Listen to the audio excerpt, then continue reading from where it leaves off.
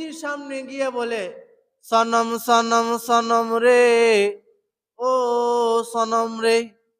আল্লাহ পাক রব্বুল আলামিন বলেন, হে আমার বান্দা, সাবধান সাবধান, পিতা মাতাকে কষ্ট দেওয়া যায় না। আল্লাহকে জিজ্ঞাসা করে, আল্লাহ পিতা মাতাকে মওলা কষ্ট দিলে কি হয়? আল্লাহ পাক রব্বুল আলামিন তার বান্দাদেরকে বুঝায়, হে আমার বান্দারা, তুমি যখন কুলের বাচ্চা ছিলা, তুমি যখন শিশু ছিলা, যখন তুমি প্রস্রাব কইরা দিতা, তখন তোমার মা পেরেশানি হইয়া যায়। শুধু তাই না, তোমাকে তোমার মাই শুকনা জায়গার মধ্যে রাখছে, আর তোমার মা এই প্রস্রাবের জায়গার মধ্যে ঘুমাইছে। এই জন্য হে যুবক সম্প্রদায়, খুব সাবধান হইয়া যাও। কি রে আল্লাহ, পিতা মাতা এমন একটা সম্পদ, হারাইয়া গেলে আর খুঁজাও পাওয়া যায় না। এই জন্য আল্লাহ পাক রব্বুল আলামিন তার বান্দাদেরকে বুঝাই, হে আমার দুনিয়ার বান্দা বান্দি, সাবধান রে বান্দা, পিতা মাতার সাথে এমন কোন আচরণ করা যাবে না যে আচরণের দ্বারা পিতা মাতা কষ্ট পাইয়া যায়। আল্লাহর নবী সাল্লাল্লাহু আলাইহি ওয়াসাল্লাম আরো উম্মতকে বুঝাই, হে আমার উম্মতেরা, পিতা মাতা এমন একটা সম্পদ, যদি পিতা মাতা তোমার কাছ থেকে বিদায় নিয়ে কবর দেশে চলে যায়, তখন তুমি বুঝবা যে তোমার পিতা মাতা তোমার কেমন একটা ছায়া আছে, পিতা মাতা কেমন একটা ডালছে। ভাই, আজকালের যুব সমাজ পিতা মাতার সাথে এমন আচরণ করে, শয়তানও তার কাছে হার মানে। হাই হাই বেয়াকুব, যে মা তোরে জন্ম দিল, যে মা আপনাকে কুলো নিয়ে লালন পালন করলো, যে মা আপনাকে সবকিছু দিল, এই মায়ের কিভাবে অবাধ্যতা অর্জন করে? এই জন্য কিতাবের মধ্যে আসছে, কোন ব্যক্তি যদি কাবার ইমামও হইয়া যায়, কাবার ইমাম হয়ে যাওয়ার পরেও যদি তার পিতা মাতা তার উপর সন্তুষ্ট না থাকে, অসন্তুষ্ট থাকে, তাহলে কাবার ইমাম হয়েও জান্নাতে ঢুকতে পারবে না। নাউজুবিল্লাহ।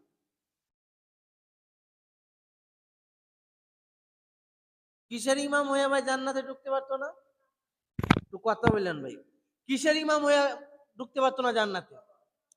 কাবার ইমাম হয়েও ঢুকতে পারো। এই জন্য কিতাবের মধ্যে আসছে, মন ভাঙ্গা না মসজিদি ভাঙ্গা, ভাঙ্গায় আল্লাহর কাবাঘর, মন মন্দিরে আল্লাহর বাড়ি, বেতা দিস না তার ভিতর।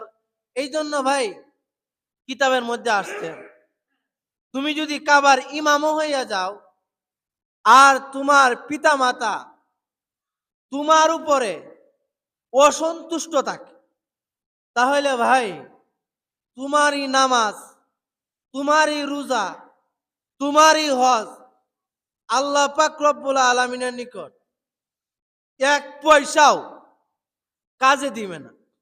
এই জন্য ভাই আমাদের প্রয়োজন হইল পিতা মাতার সাথে ভালো আচরণ কর। কারণ ভাই, আমি আপনি যখন ছোট্ট ছিলাম, তখন আমাদের পিতা মাতা ভালো একটা কোনো কিছু বাড়িতে আসলে মা বাবা না কে সন্তানগুলিরে খাওয়াইতো। কিন্তু ভাই আপনি যখন বড় হয়ে গেছেন, এখন প্রতি মাসে লক্ষ টাকা ইনকাম করেন, আপনার মায়ের শরীরের মধ্যে ভাই ভালো একটা কাপড় নাই, আপনার বাবার শরীরে ভালো একটা কাপড় নাই। ভাই আপনার বিবিরে আপনি ঈদের সিজনে মার্কেট করে দিতে পারলেন, কিন্তু যুবক, যে মা নিজে চিরা কাপড়গুলি পরা তোমারে নতুন কাপড়গুলি পরাইছিল, যে বাবা নষ্ট কাপড় পরা তোমারে ভালো কাপড় কিনে দিছিল, কিন্তু যুবক তুমি তো আজকে লক্ষ টাকার মালিক হয়ে গেছে। তোমার আব্বা এখন অসুস্থ মানুষ। তুমি যখন যুবক বাজারে যাও, তোমার মাই যদি বলে বাবা আমার জন্য একটু পান নিয়ে আসিস, তখন আপনি খুব পাই টু পাই হিসাব করেন। কিন্তু আপনার বিবি যখন আপনার নিকট 10,000 টাকা দামের শাড়ি আবদার করে, 10,000 টাকা দামের একটা জিনিস আবদার করে, তখন তো ভাই আপনি মুচকি হেসে দিয়ে দেন। কিন্তু ভাই যে মা আপনাকে 10 দিন পেটে ধারণ করছে, যে মা ভাই আপনার জন্য এত কষ্ট করছে, ই মায়ের জন্য কি ভাই ঈদ গেল, সান গেল, কত কিছু গেল। আপনি কি আপনার মাকে জিজ্ঞাসা করছেন যে হে আমার আম্মা, আপনার মনটা কি কোনো কিছু চায় খাওয়ার জন্য? আপনি তো বৃদ্ধ হয়ে গেছেন, প্রত্যেকটা যুবকের প্রয়োজন ছিল।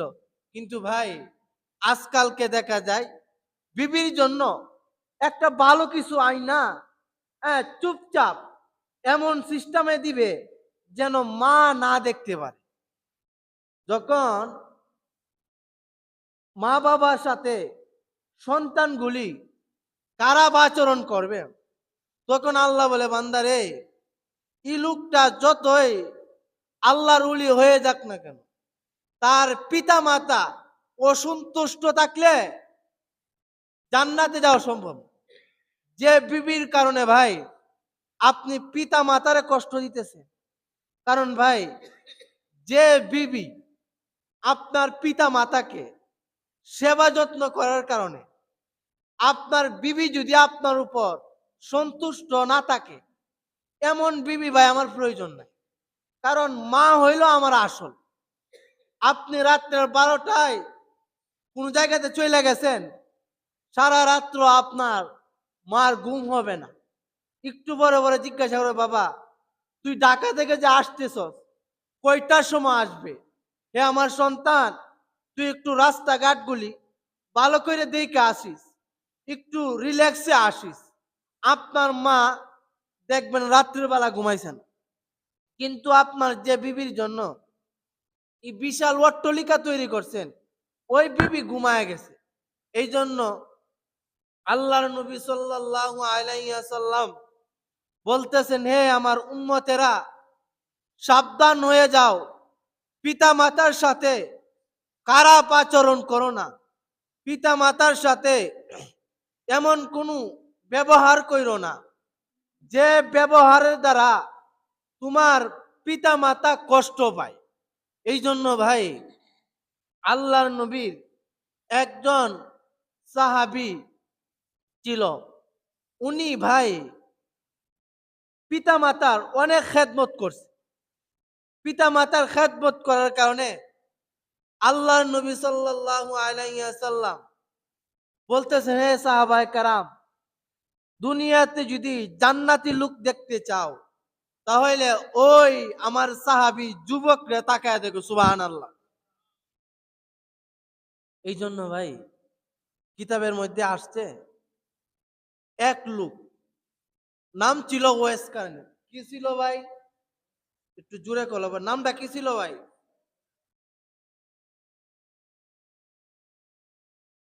ওয়েস কারণী রহমাতুল্লাহ আলাই আল্লাহ নবীর নিকট একটা চিঠি লিখতেছে, আল্লাহ নবী, আমি তো আপনার ধর্মের উপর ঈমান আনছি, এখন যদি আপনাকে আমার 2 চোখ দিয়া না দেখতে পারি, তাহলে তো আমি সাহাবী হওয়ার সৌভাগ্য হয়েছিল।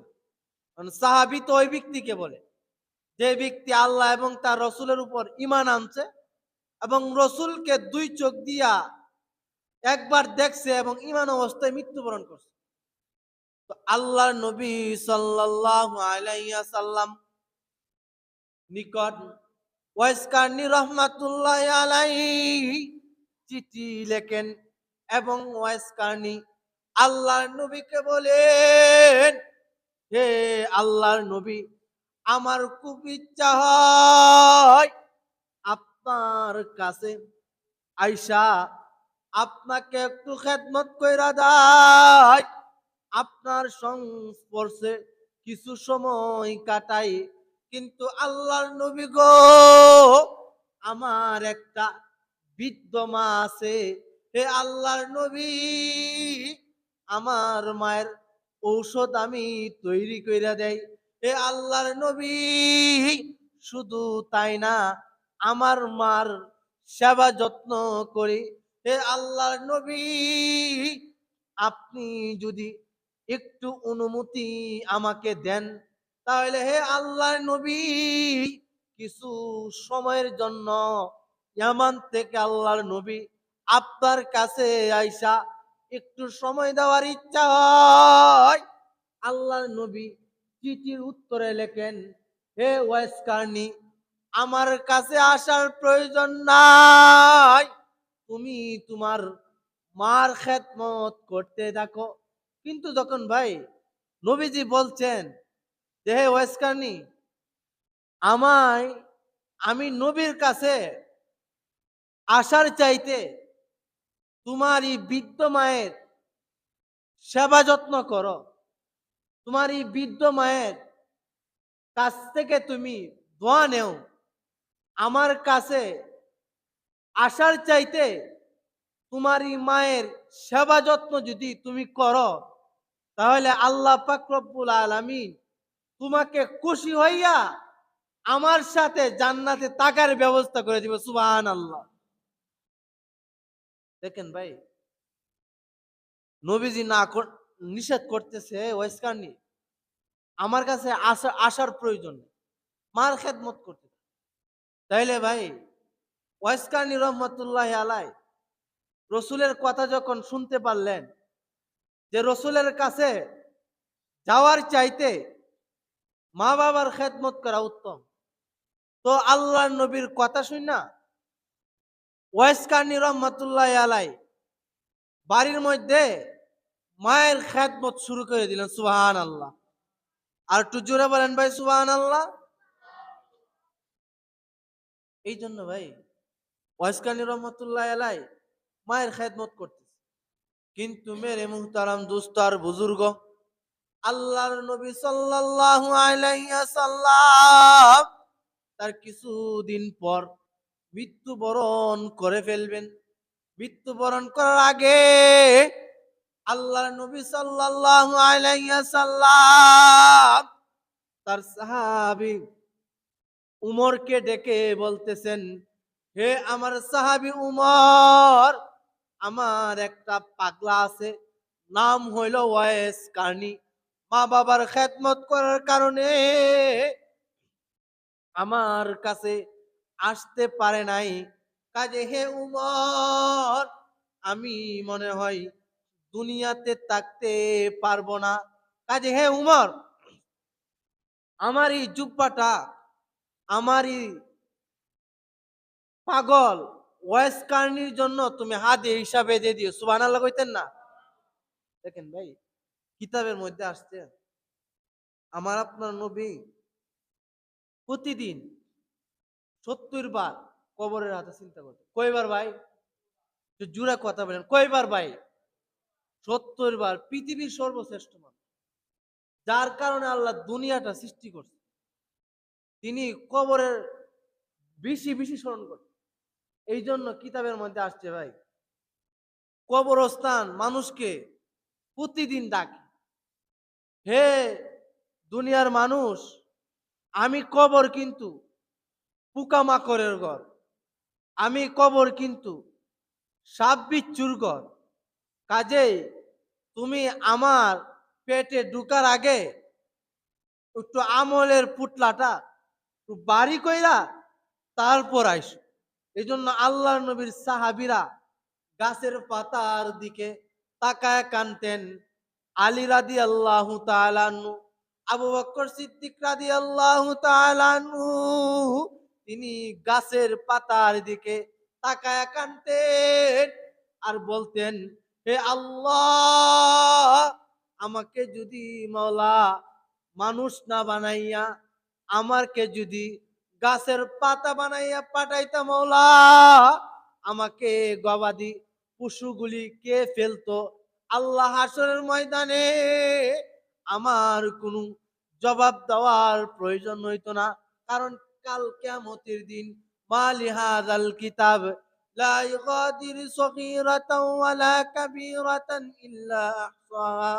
হাসরের দিন সমস্ত মানুষ বলবে, এইটা কোন ধরনের কিতাব যে আমার জাররা থেকে জাররা, ছোট থেকে ছোট, বড় থেকে বড় গুনাহটা পর্যন্ত কি করলো না ভাই, ছাড়লো না। এই জন্য রসুলের সাহাবীরা কানতেন। আবু বকর, উমর, দেখেন ভাই, আবু বকর রাদিয়াল্লাহু তাআলা আনহু দুনিয়াতে জান্নাতে সার্টিফিকেট পাইছে। কি পাইছে ভাই? আর একটু জুড়ে বলা লাগবে, দুনিয়াতে কি পাইছে ভাই?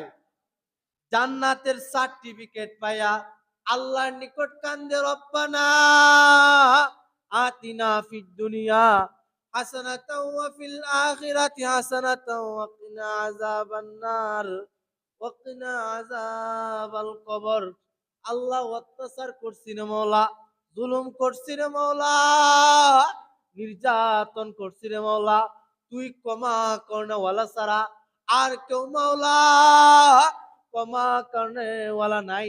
শুধু তাই না রে ভাই, আবু বকর, উসমান, আলী, তারা দুনিয়াতে আল্লাহ নবী বললেন, হে উমর, চিন্তার কোনো কারণ নাই, পেরেশানির কোনো কারণ নাই, আল্লাহ তোমাদেরকে জান্নাতি হিসাবে ঘোষণা দিয়ে দিই। সুবহানাল্লাহ। বলতেছে উমর, তুমি জান্নাতি। উমর জান্নাতি হওয়ার পরেও হ্যাঁ তিনি কান্নাকাটি করতেছে, আল্লাহ, মরার পরে আমি কি জবাব দিব আপনার? কিতাবের মধ্যে আসছে, পৃথিবীর সমস্ত মানুষের আমল যদি এক পাল্লায় রাখা হয় আর রসুলের সাহাবী উমরের এক রাত্র আমল যদি আরেক পাল্লায় রাখা হয়, তবে পৃথিবীর সমস্ত মানুষের আমলের তুলনায় উমর রাদিয়াল্লাহু তাআলা আনহুর এক রাতের আমলের সমতুল্য হবে না। সুবহানাল্লাহ। এই উমরকে রসুল মৃত্যুর আগে বলতেছেন, হে আমার সাহাবী উমর, আমি মনে হয় দুনিয়াতে আর বেশি দিন থাকতে পারবো না। এমন শহরে আমার একটা পাগল আছে, মার খুব ভক্ত, আমার কাছে চিঠি লেখে, আল্লাহর নবী গো, আমার খুব ইচ্ছা হয় আপনার খেদমত করার জন্য, আপনার পাশে থাকার জন্য, কিন্তু আমার মা অসুস্থ। হে আমার সাহাবায়ে কেরাম, আমি ওয়াইস কার্নিকে মার খেদমত করার জন্য তার দেশেই থাকার জন্য অনুমতি দিয়ে দিলাম, আমার কাছে আসার জন্য অনুমতি দেয় নাই।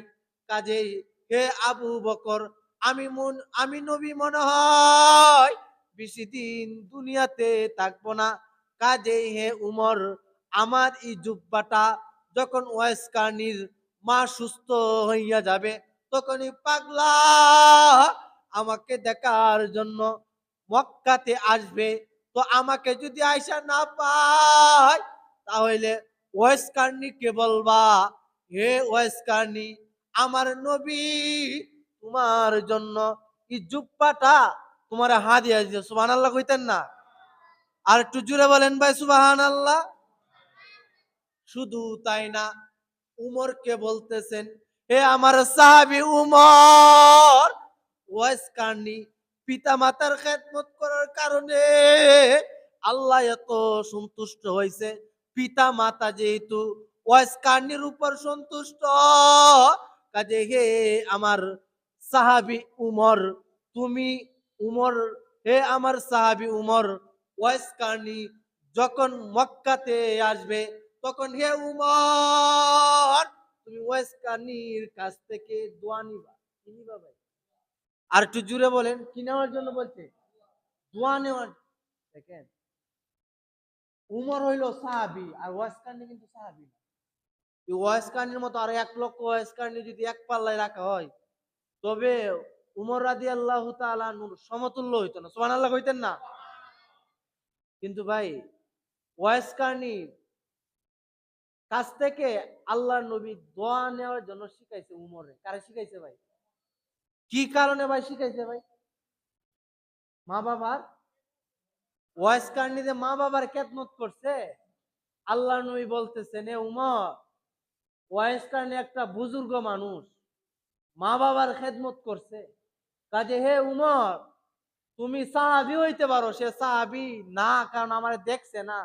কাজে হে উমর, ওয়াইস কার্নি যখন মক্কা শহরে ঢুকবে, তখন তোমরা তার কাছ থেকে দোয়া নেওয়ার জন্য আগে চলে যাবে। সুবহানাল্লাহ। মেরে মুহতারাম দোস্ত আর বুজুর্গ, আল্লাহর নবীর সাহাবী উমর রাদিয়াল্লাহু তাআলা আনহু জুব্বা নিয়া রাইকা দিলেন। কিছুদিন পর আল্লাহর নবী সাল্লাল্লাহু আলাইহি ওয়াসাল্লাম দুনিয়া থেকে চলে যায়। দুনিয়া থেকে যখন আল্লাহর নবী চলে যায়, ওয়াইস কার্নি এই কথাটা যখন শুনতে পারলেন, ওয়াইস কার্নি রহমাতুল্লাহি আলাইহি নবীর ইন্তিকালের কিছুদিন পর আল্লাহর নবী সাল্লাল্লাহু আলাইহি ওয়াসাল্লাম তার কবর জিয়ারত করার জন্য আসলেন।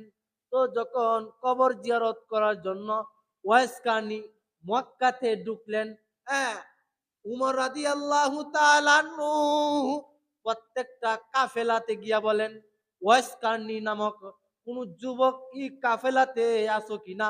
প্রত্যেকটা কাফেলা আল্লাহর নবীর সাহাবী, হ্যাঁ, উমর রাদিয়াল্লাহু তাআলা আনহু খোঁজ খবর লাগাইছেন ওয়াইস কার্নি কোন কাফেলাতে আসছে।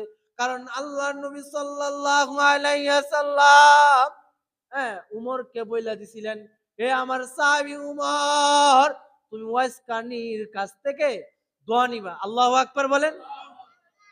ওয়াইস কার্নির কাছ থেকে উমরের দোয়া নেওয়ার জন্য রাসূল সুবহানাল্লাহ কইতেন না?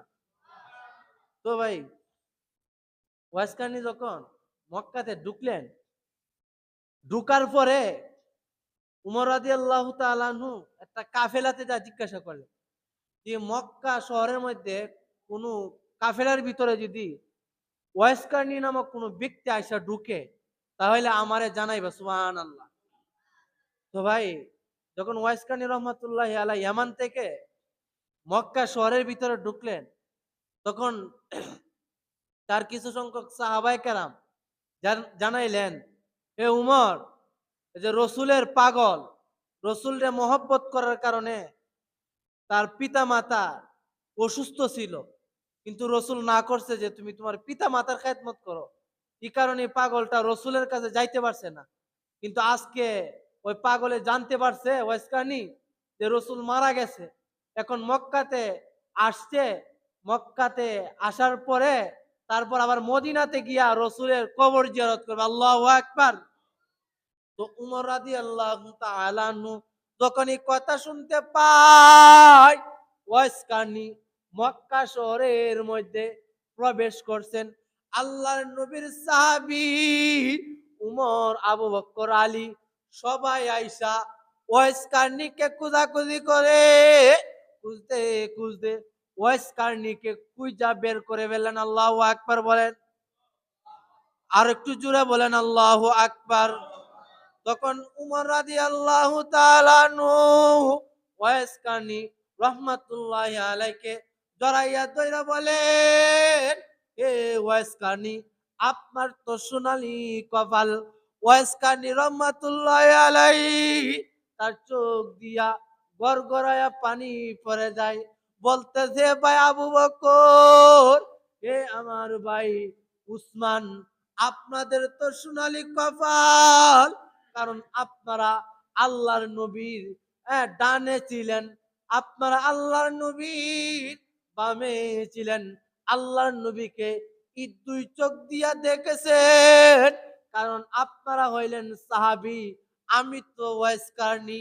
ওয়াইস কার্নি রাহমাতুল্লাহি আলাইহি হাউ মাউ কইরা কেঁদে দিলেন এবং উমরকে বলেন, এ উমর, আমার খুব ইচ্ছা ছিল আমি আমার মায়ের খেদমত করি, কিন্তু আমার খুব ইচ্ছা হয় আল্লাহর নবীর খেদমত কইরা সাহাবী হওয়ার হওয়ার খুব ইচ্ছা হয়, কিন্তু হে উমর, আল্লাহর নবী চিঠি লেখেন, হে ওয়াইসকানি, আসার প্রয়োজন নাই, তুমি তোমার মায়ের খেদমত করতে থাকো।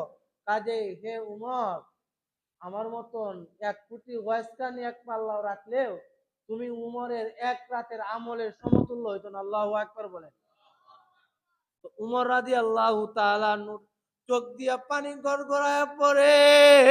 উমর বলতেছে, বাবা রে, আপনি যে মা বাবার খেদমত করেছেন, মা বাবার খেদমত করার কারণে আল্লাহর নবী সাল্লাল্লাহু আলাইহি ওয়াসাল্লাম আমাদেরকে বইলা গেছেন, হে আবু বকর, তোমরা যদি দোয়া নিতে চাও, তোমরা যদি তোমাদের দোয়াগুলি কবুল করাইতে চাও, একটা মার ভক্ত একটা ছেলে আছে, মার ভক্ত একটা যুবক আছে, নাম হইল ওয়াইস কার্নি।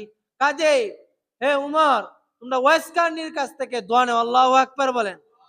তখন উমর রাদিয়াল্লাহু তাআলা আনহু এই কথা শুনাইলেন, হে ওয়াইস কার্নি ভাই আমার, আল্লাহর নবী আপনাকে জুব্বাটা হাদিয়া স্বরূপ দিয়া গেছেন এবং আমাদেরকে তোমার কাছ থেকে দোয়া নেওয়ার জন্য বলছে। আল্লাহু আকবার। তখন ওয়াইস কার্নি রহমাতুল্লাহি আলাইহি রাসূলের জুব্বা দেখে চোখ দিয়া গড়গড়া পানি পড়ে এবং উমরকে জড়ায় ধরে, হে উমর, আপনার তো সোনালী কপাল, আপনি তো রাসূলের সান্নিধ্য থাকছেন। আর উমর বলতেছেন, হে ওয়াইস কার্নি, তুমি মা বাবার খেদমত করার কারণে আমি সাহাবী হওয়ার সত্ত্বেও রাসূল আমারে বলছে তোমার কাছ থেকে আমি দোয়া নেওয়ার জন্য। সুবহানাল্লাহ। জন্য কিতাবের মধ্যে আসছে যে কোন ব্যক্তি মা বাবার খেদমত করে, কি করে ভাই? আর একটু আসছে পকেটে রাখে দিন কথাগুলি। কার খেদমত করে ভাই? কিতাবের মধ্যে আসছে কোন ব্যক্তি যদি মা বাবার খেদমত করে আর 5টা ওয়াক্ত নামাজ আদায় করে, তাহলে আল্লাহ নবী বলতেছে এই লোকটারে ধরে নাও, দুনিয়াতে ওই লোকটা জান্নাতি লোক। সুবহানাল্লাহ বলে। আর একটু জোরে বলেন সুবহানাল্লাহ। এই জন্য ভাই, আপনি যে বিবির এত কিছু আইনা দেন, আপনার মা আপনার জন্য এত কিছু করছে, কিন্তু ভাই বিবি কিন্তু আপনার মার চেয়ে আপন না। কারণ আপনার বিবিরে ডং ডাং করতে 3 কথা দিলে বিবি শেষ, কয় কথা দিলে বিবি শেষ ভাই। কিন্তু ভাই বিবি চইলা গেলে বিবি আরেকটা খুঁজে মিলানি দেব। কি মিলানি দেব ভাই? বিবি কথা বলেন, কি মিলানি দেব ভাই? কিন্তু মা যদি একবার চলে যায়, মারে আর পাইবে? মারে আর পাইবে? কাজে ভাই আল্লাহ তাআলা এই যে ভাই দুনিয়াতে কেউ থাকতে পারবো ভাই? শুনু ভাই ডাক দিত, হুজুর কেমন আছে? ওনার ডাক দিব? আর ডাক দিত না, শেষ। কেউ আর কি দাদা কয়ে ডাকতে পারবো? এই জন্য ভাই আমরা সবাই চুপ কবরে চলে যাই। আর কোন সময় রাস্তাঘাটে ডাক দিত না যে হুজুর কই যাইতেছে, ডাক দিব? ডাক দিত। কিন্তু ভাই এমন একটা সময় আসতে পারে আমার লাশটাও তো এই কারিয়ার মধ্যে আসতে পারে, ঠিক আছে না ভাই? এই জন্য আমরা আজকে থেকে পিতা মাতার সাথে খারাপ আচরণ করবো না তো ইনশাআল্লাহ। আল্লাহ তাআলা আমাকে